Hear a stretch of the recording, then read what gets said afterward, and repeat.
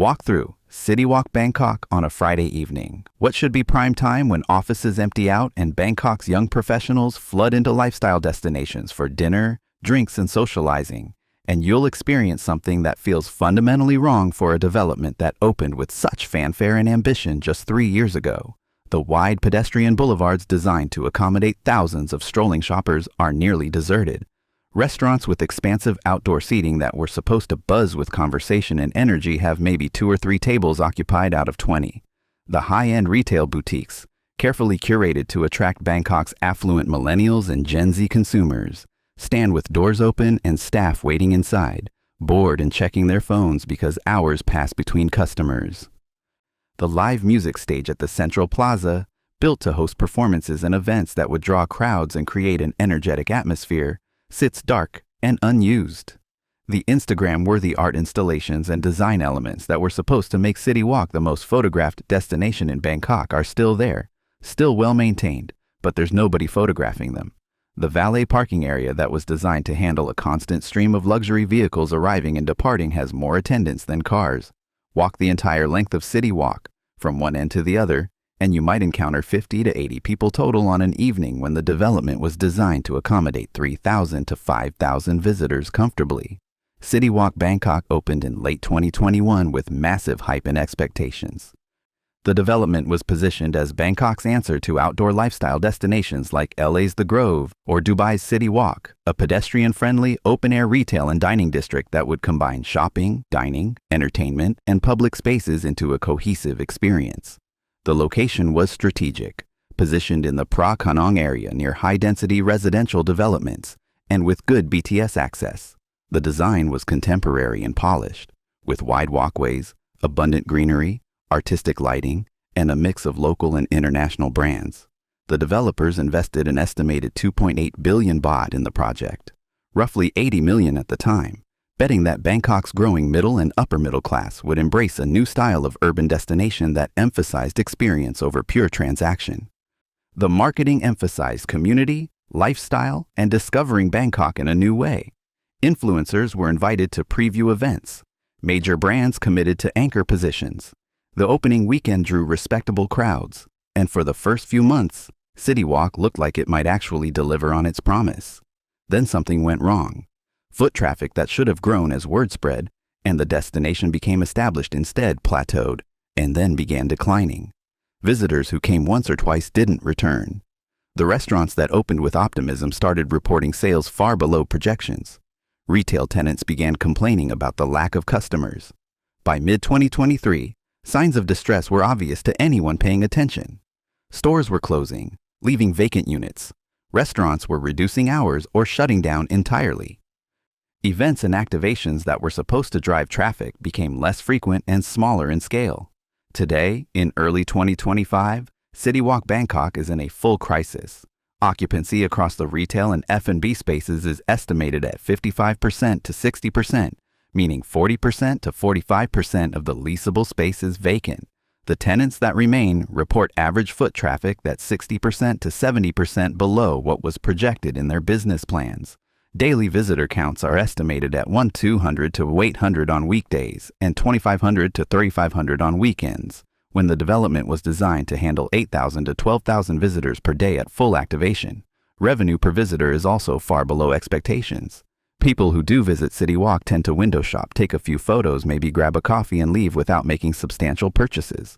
Retail tenants report conversion rates, the percentage of visitors who actually buy something, below 8% to 10% when they need 25% to 30% to hit sales targets. Restaurants report average checks of 280 to 350 baht per person when they were counting on 500 to 700 baht to be profitable given their rent and operating costs. The financial strain is showing everywhere. Store closures are accelerating, with at least 15 to 20 tenants leaving in the past 6 months alone. Some spaces have been vacant for over a year with no prospects for new tenants.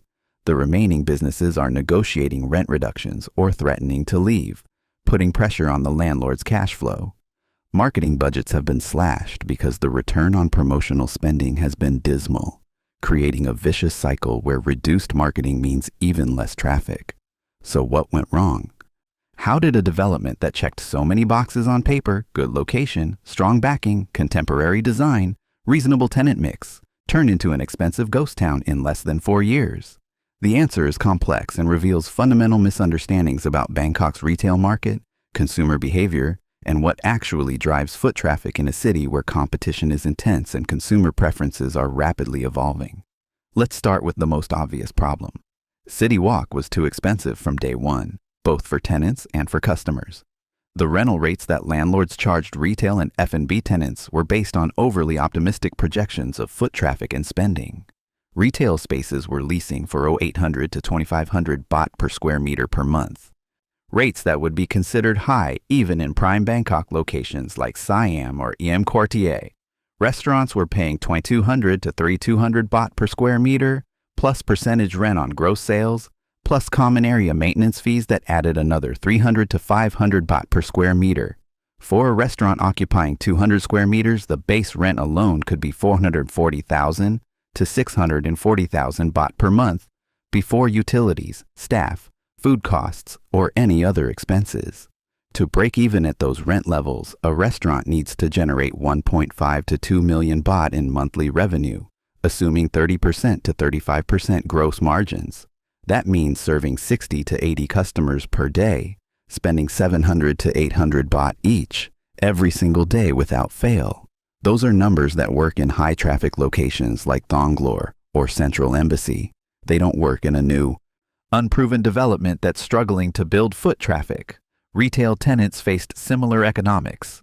A boutique clothing store paying 450,000 baht per month in all-in occupancy costs needs to sell roughly 1.5 to 2 million baht in merchandise monthly just to cover rent, assuming 30% margins.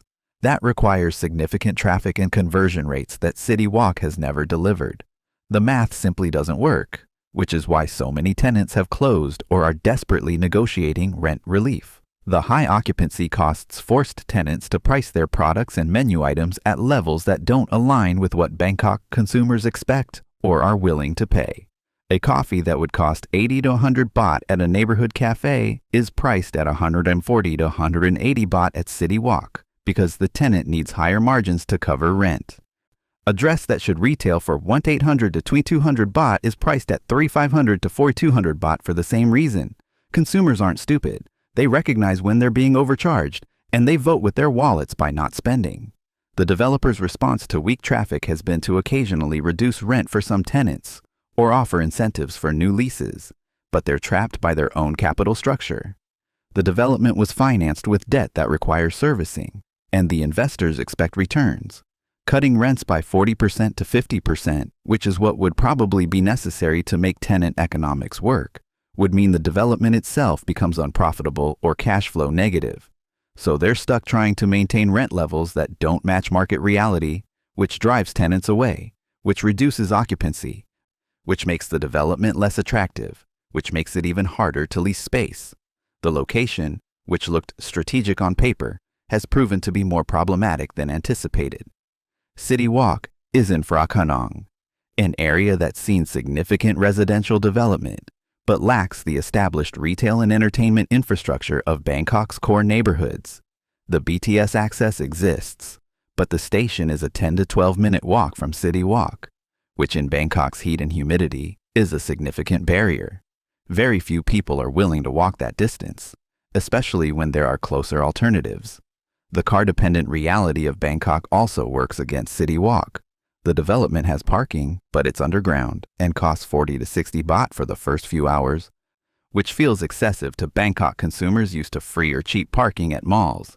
More fundamentally, if you're driving to a destination, why drive to City Walk when you could drive the same distance or less to Em Quartier, Terminal 21, or Gateway Ikamai, which offer much more variety, better dining options, and the comfort of air conditioning? The pedestrian-focused design, which was supposed to be City Walk's differentiator, actually works against it in Bangkok's climate and culture. Bangkok is hot and humid year-round, with temperatures regularly exceeding 35 degrees Y, and humidity that makes being outside genuinely uncomfortable. The outdoor pedestrian boulevards that work beautifully in California or Mediterranean climates are miserable in Bangkok. Visitors walk from their car to a restaurant, have their meal, and immediately return to their air-conditioned vehicle. Nobody strolls leisurely through the development window shopping because it's too hot. The seasonal monsoons create another problem. During rainy season, which lasts from May through October, sudden downpours are common. When rain hits, the outdoor spaces become unusable, and visitors either huddle under covered areas or leave entirely. You can't build a retail destination around outdoor spaces in a city where outdoor conditions are uncomfortable or unpleasant 8 to 9 months of the year. The competition from established malls and lifestyle destinations has also proven far more intense than anticipated. Within a 10 to 15-minute drive of City Walk, consumers can access Gateway Ikamai, a large air-conditioned mall with hundreds of shops and restaurants, major cineplex, supermarkets, and easy parking. M Quartier and Emporium, two upscale malls connected by a skywalk, offer luxury shopping, premium dining, and powerful brand names.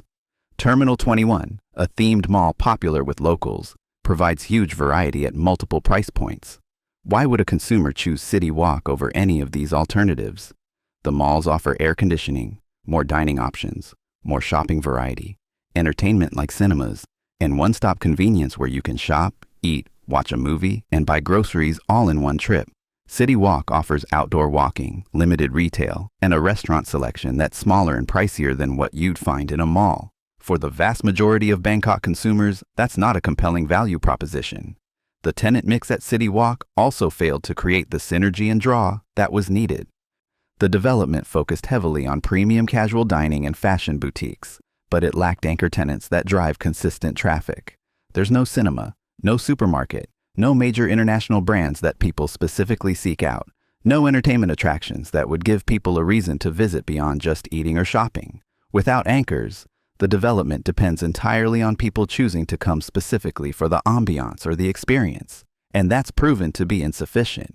The lifestyle positioning, while trendy in concept, doesn't resonate with most Bangkok consumers as strongly as the developers hoped. The target demographic, affluent millennials and Gen Z with disposable income who value experiences over possessions, exists in Bangkok. But it's smaller than projections assumed, and it's being aggressively competed for by dozens of other developments and destinations. The W District, Commons Thonglor, the M District, countless rooftop bars and boutique hotels, all targeting the same demographic with similar messaging. City Walk doesn't offer anything distinctive enough to win that competition. The Instagram-worthy design elements, while pretty, don't generate sustained traffic. People might visit once to take photos, but photo opportunities alone don't create repeat visits or spending.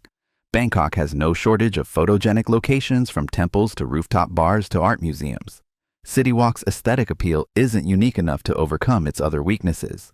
The F&B tenant composition has also been problematic. City Walk focused heavily on independent restaurants and local chef-driven concepts rather than proven chain restaurants with built-in customer bases. The strategy was to offer unique dining experiences, but it created risk and inconsistency. Some restaurants were excellent but unknown and struggled with awareness. Others simply weren't good enough to generate word of mouth and repeat business. The hit rate was low, meaning many F&B tenants failed within 12 to 18 months. Creating a revolving door of closures and openings that made the development feel unstable and unreliable to consumers. The marketing and activation strategy has been insufficient and poorly targeted. City Walk's marketing budget, while substantial initially, was spread too thin, trying to reach mass audiences rather than focusing on specific demographics and use cases. The development has hosted events, markets, performances, and activations, but they've been sporadic and small scale. Not enough to create sustained momentum or change the narrative around the destination.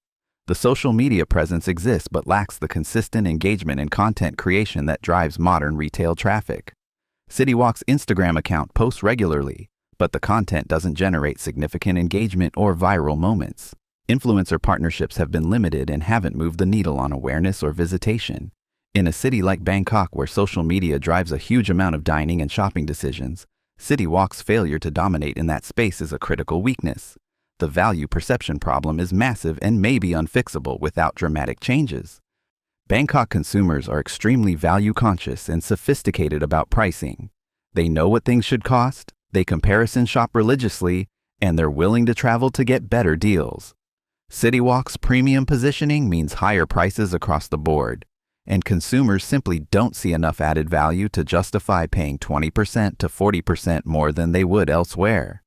The premium experience that's supposed to justify premium pricing, the outdoor environment, the design, the ambiance, is negated by the heat, the limited shade, and the reality that most people just want to eat or shop in comfort without paying extra for aesthetics they can barely enjoy.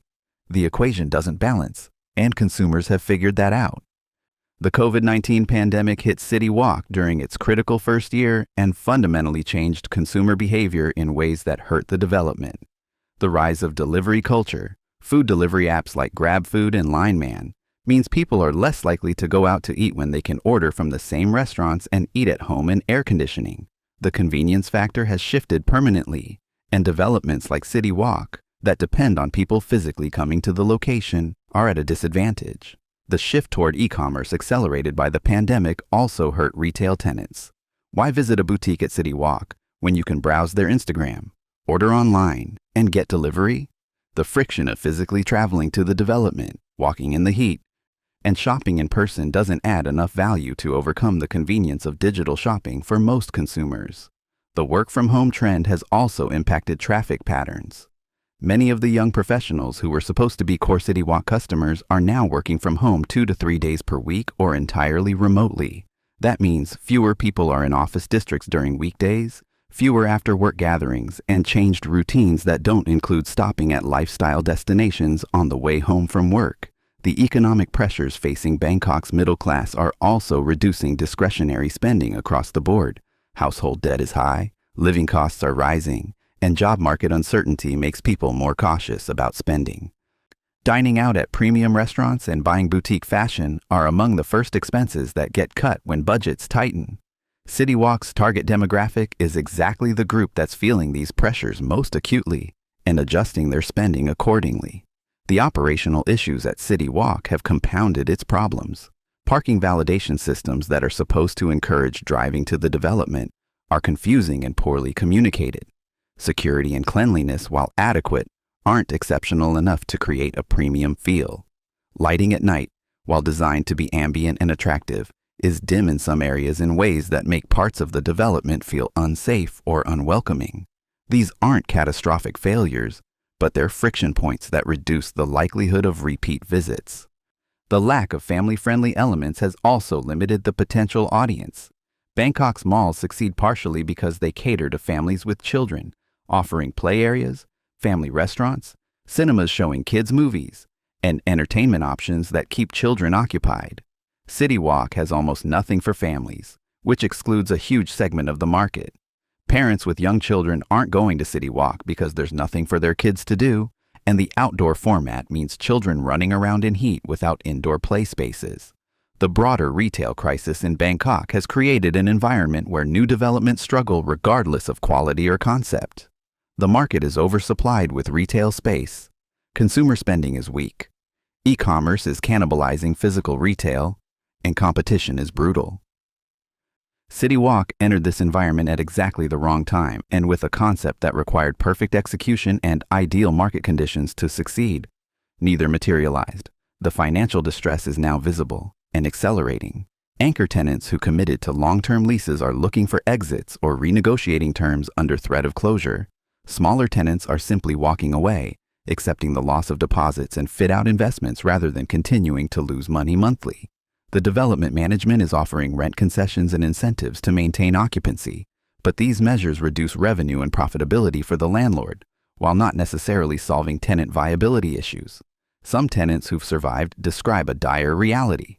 Patchery, who runs a small fashion boutique at City Walk, told me her monthly revenue is 120,000 to 180,000 baht, when she needs 400,000 to 500,000 to be sustainably profitable. "I'm losing money every month," she said. "I stay because I've already invested 800,000 baht in fit out and inventory, and I keep hoping it will turn around. But it won't. I know that. I'm just delaying the inevitable closure because I can't accept that I've lost everything I invested." A restaurant owner who asked not to be named described similar struggles. "We're doing maybe 20 to 30 covers per day on weekdays, 50 to 70 on weekends. We need 100 to 120 per day to break even. The landlord has reduced our rent by 25%, which helps, But we're still losing 150,000 to 200,000 baht per month.